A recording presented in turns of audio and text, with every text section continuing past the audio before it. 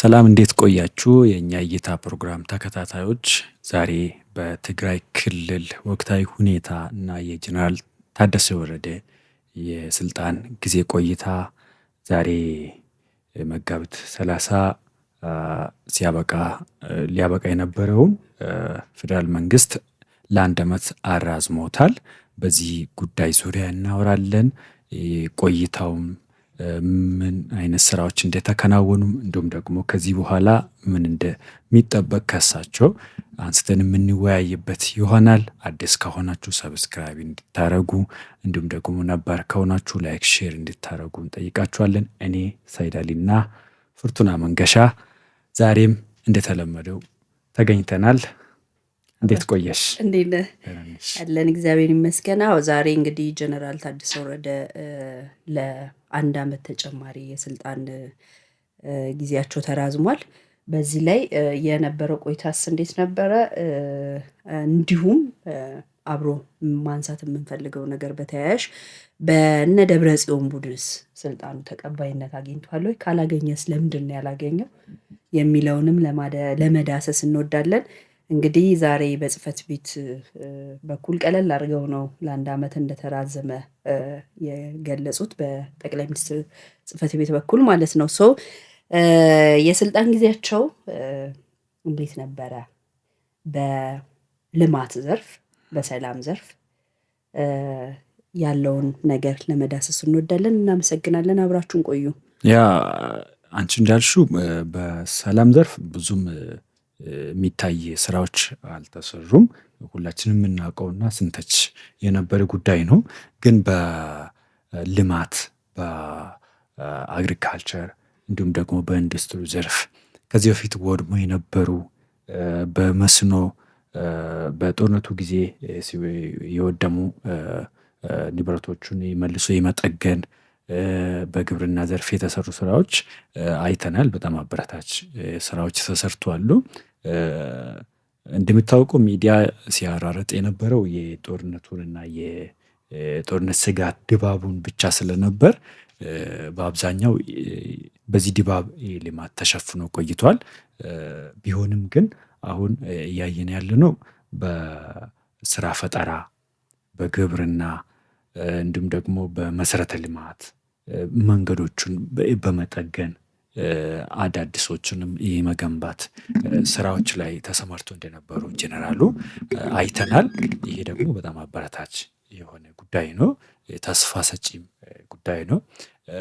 እንደሚታወቀው እኛም ስንገመግመው ስንተች የነበረም በስምንቱ ቃል ኪዳን መሰረት ነበረ። ግን ለዛ ማነቆ የሆነበትን ጉዳይ እኛም እንገምታለን። በጥቂቱም ቢሆን የተወሰነ ፕሬዲክት የምናደርጋቸው የቲፒኤልኤፍ የጽንፈኝነትን ጎራ የምናውቀው ነው። የዲዲአር ስራ እንዳይሰራ እንዲሁም ደግሞ ሌላ ተፈናቃዮች ወደ ቤታቸው እንዳይመለሱ ቲፒኤልኤፍ ሲሰራ ቆይቷል። በነ ደብረጽዮን በነ ሞንጆሪኖ የሚመራ ቲፒኤልኤፍ ማለት ነው። ይሄ ቡድን ከዚህ በፊት እንዳነሳ ነው ያው ዓላማው አንድና አንድ ነው። አንተ እንዳነሳኸው እኔም በተጨማሪ ማንሳት የፈለግኩት ዛሬ ትላንትና ከጠቅላይ ሚኒስትሩ ጋር የአንድ ዓመት የስራ ግምገማ አድርገው ነበረ። ጀነራሉ ወደ አዲስ አበባ ከመጡ በኋላ በአንድ ዓመት ውስጥ የተሰሩትን ስራዎች ለጠቅላይ ሚኒስትሩ አቅርበው ባጀታቸውን በመልኩ እንደተጠቀሙ ያንን በዝርዝር ሲያቀርቡ ነበረ። እውነት ለመናገር አየር ላይ በጣም የሞላው ነገር ምንድነው? ሁል ጊዜ ስለ ጦርነት፣ ስለ ችግር ቅስቀሳ እንደዚህ አይነት ነገሮች ነው በጣም አየሩን ሞልተውት የነበረው እና አንድም ከዛ አንፃር ከዛ ከሞላው አየር ላይ ከሞላው ነገር አንፃር ትግራይ ውስጥ አንድም የልማት ስራ እየተሰራ እንዳልሆነ ጭምር ነበረ የሸፈነው ማለት ነው። እውነት ለመናገር ግን በዛ ልክ እንዳልነበረ እና ያ ማለት ዝግጅታቸው አልነበረም። አዲስ ታጣቂ እያመረቱ አልነበረም።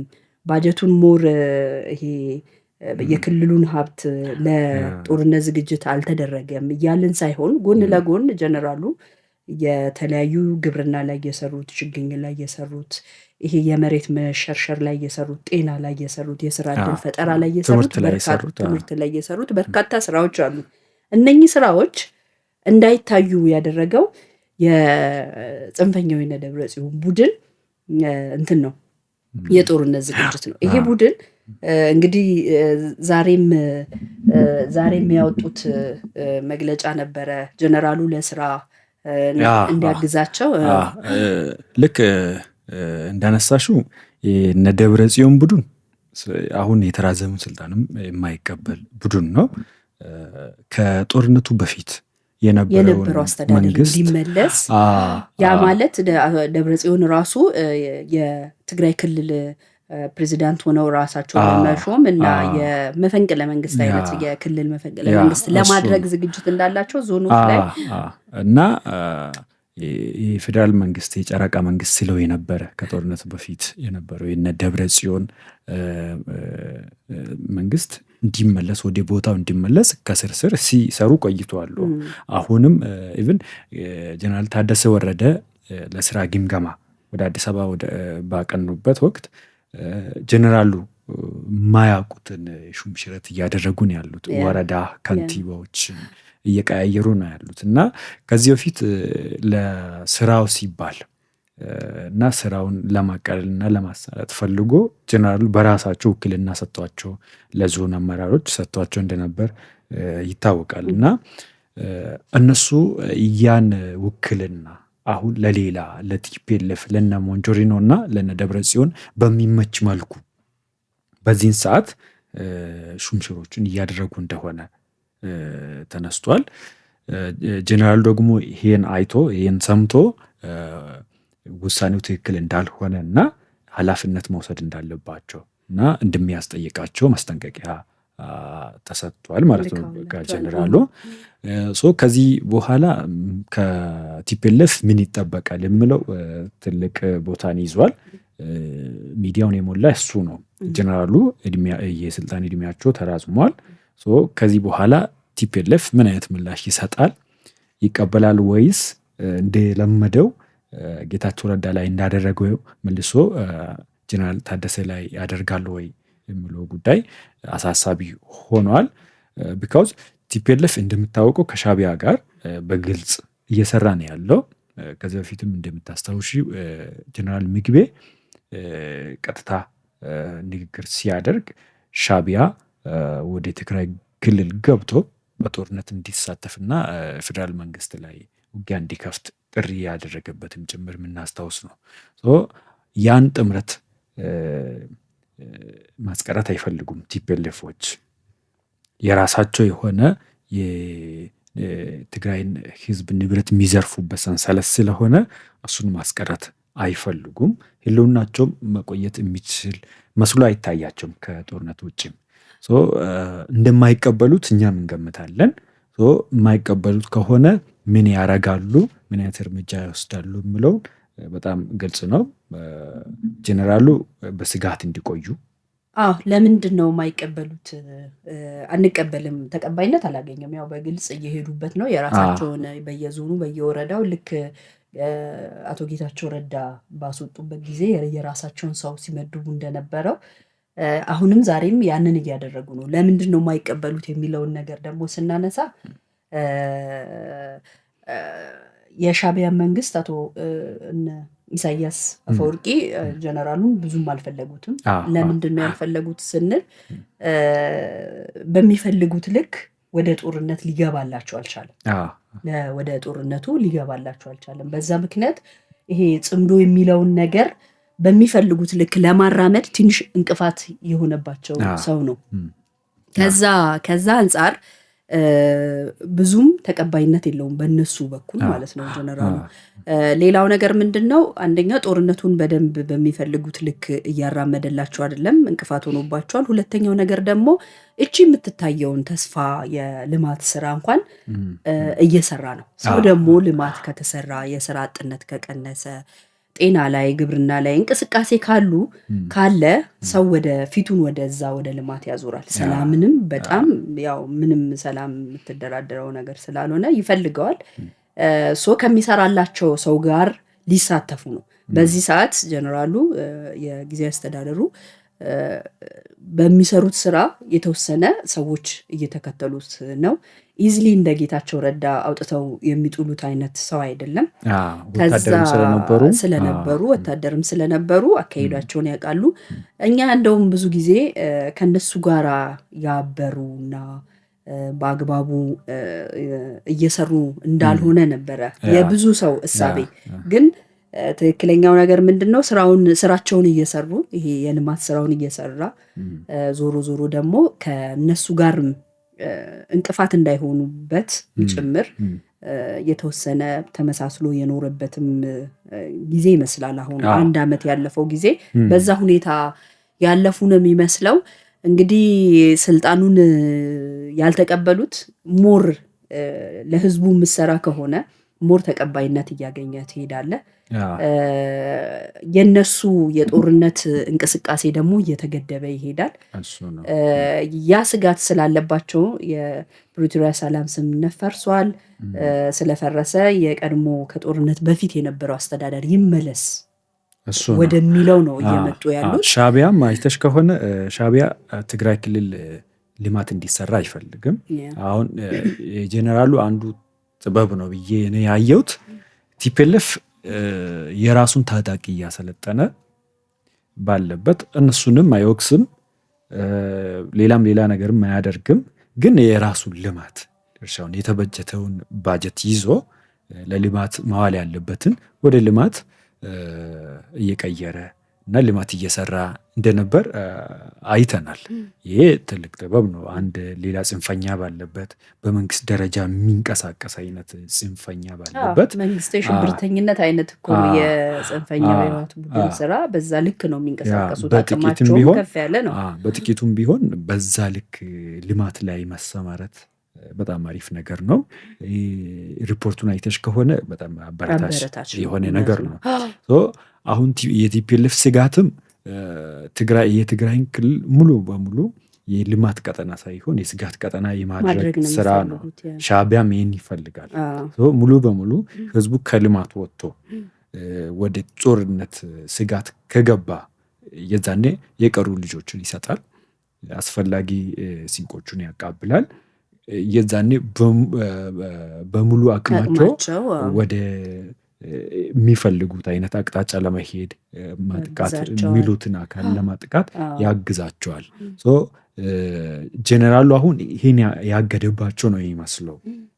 ጄኔራሉ ማለት ነው ሙሉ በሙሉ እንዳይገቡ በሙሉ አቅማቸው ተሰባስቦ እንዳይገቡበት አድርጓል ማለት ነው። ይሄ እንደ እንቅፋት ነው የሚገመግሙት እነሱ። ከዚህ በኋላ ብዙ ታጣቂውን አሰልጥነዋሉ። የሰለጠነ ታጣቂ ደግሞ ትዋጋለህ ተብሎ ነው የሰለጠነው። ወደ ውጊያ ካልገባ ጦርነት ካልተከፈተ እየከሰሩ ነው የሚሄዱት እነኚህ ጽንፈኞች።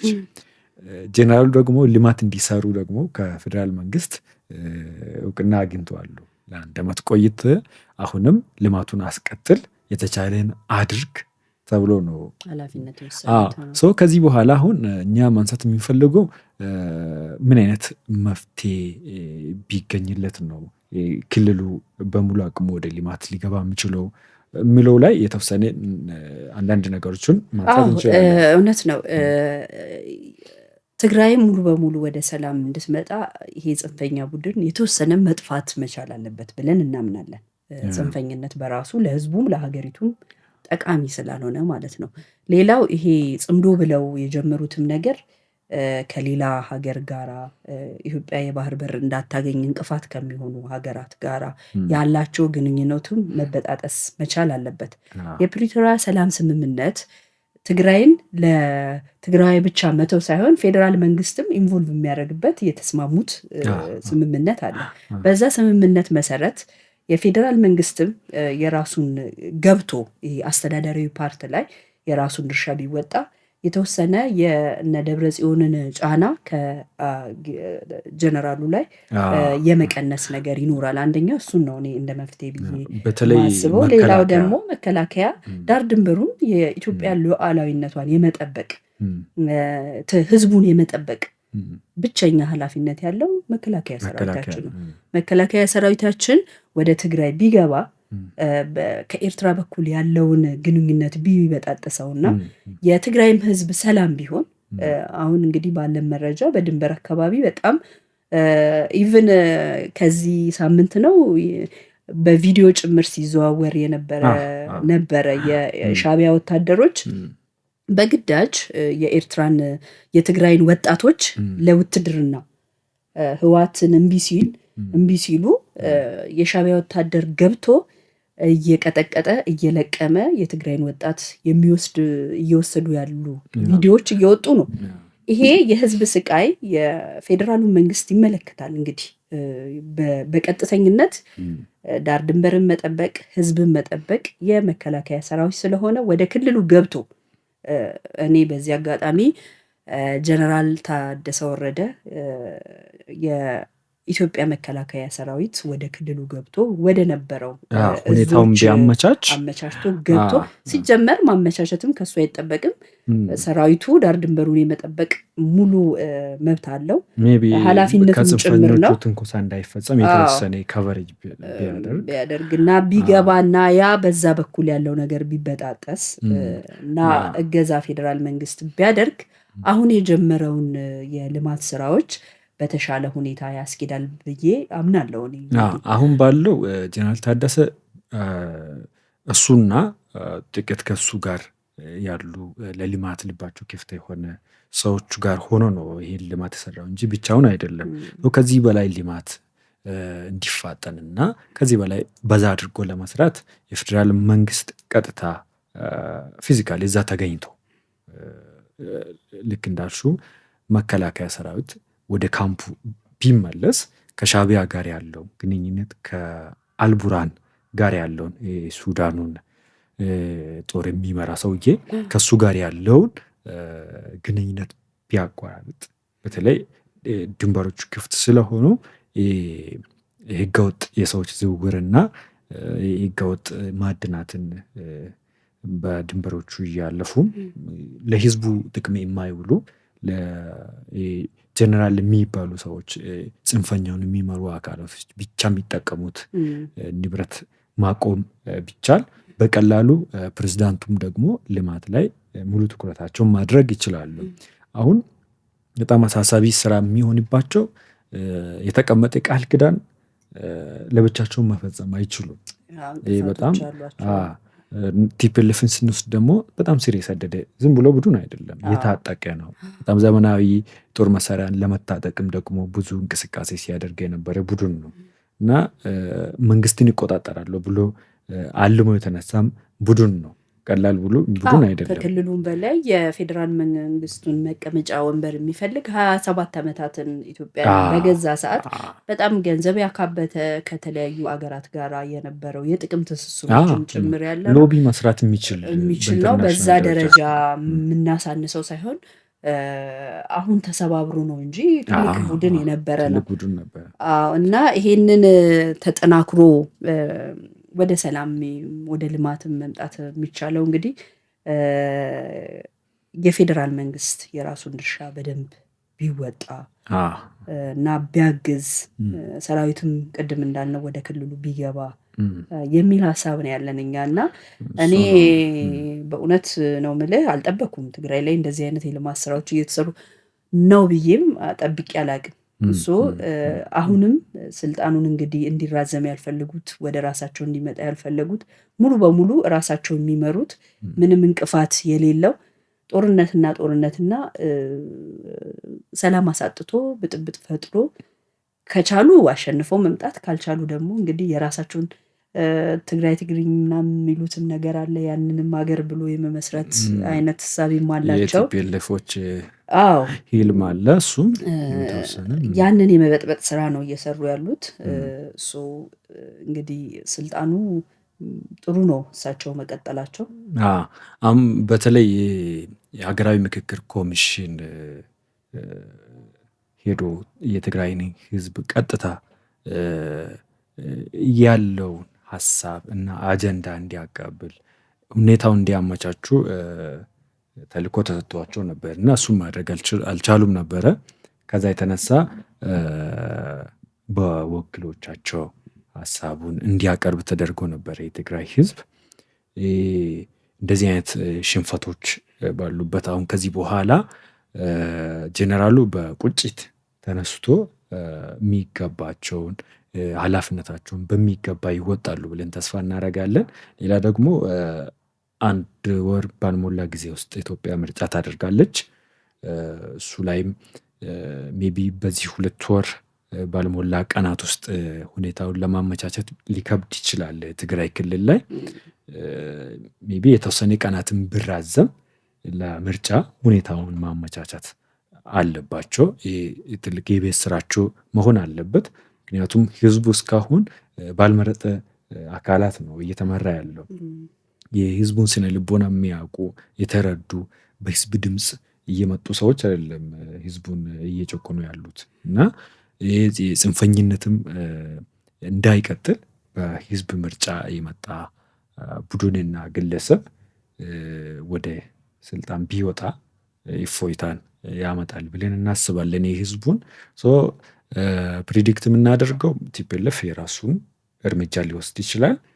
ጀነራሉም ደግሞ ቀላል ሰው አይደሉም። ወታደርም ስለሆኑ እያንዳንዱን እንቅስቃሴ በተጠና መልኩ ሊያደርጉ ይችላሉ። የፌዴራል መንግስትም ደግሞ ቀጥታ ድጋፍ ያደርጋል በአካልም ጭምር ብለን እንገምታለን። እና አሪፍ እና ትክክለኛ ውሳኔ ነው። ሻዕቢያ የማይደግፈው አይነት ውሳኔ ስለሆነ ሁሌ ሻዕቢያ የማይደግፈው ውሳኔ ከሆነ ለኢትዮጵያ ይጠቅማል ብለን ተስፋ እናደርጋለን። እንግዲህ የዛሬ ፕሮግራማችን ይህን ይመስል ነበረ። ጀነራል ታደሰ ወረደ ለ1 ዓመት ተጨማሪ የስልጣን ጊዜ ተሰጥቷቸዋል። በዚህ ህወሓቶች እና ሻዕቢያዎች ደስተኛ አይደሉም። እንግዲህ ከነበራቸው ልምድ ከ1 ዓመት ልምድ ማካበት ቀላል አይደለም።